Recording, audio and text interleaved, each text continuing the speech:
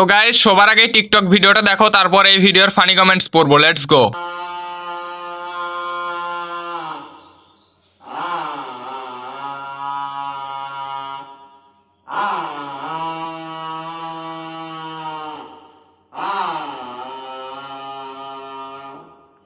লাল শাড়ি পরিয়া কন্যা রক্ত আলতা